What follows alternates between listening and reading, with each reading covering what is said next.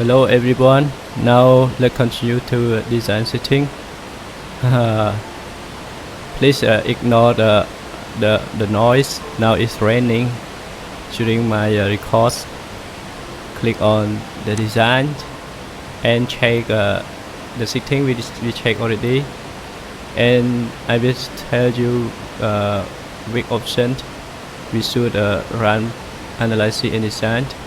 And for the design still gravity only, when you click on this design and design gravity only, the software will perform design for the gravity only. What is the gravity only? Yes, for the gravity load only, not include the lateral load. And design still for the static. Yeah, this is you can perform after you run analysis.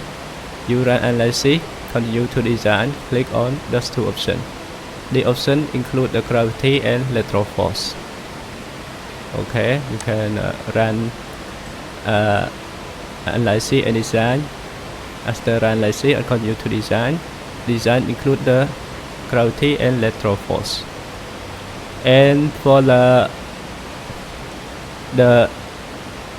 right option, design or gravity, this software will be run analysis and continue to design. You do not need to use analyze. Come to the design and click design all. The software will be automatically run analysis before continue to design. Only take into account the gravity load. Yes, it's the same with the design still gravity, only the gravity load. Okay, and the option design all static, it include for the lateral load, include lateral load and gravity load. And the option also run analysis and design together.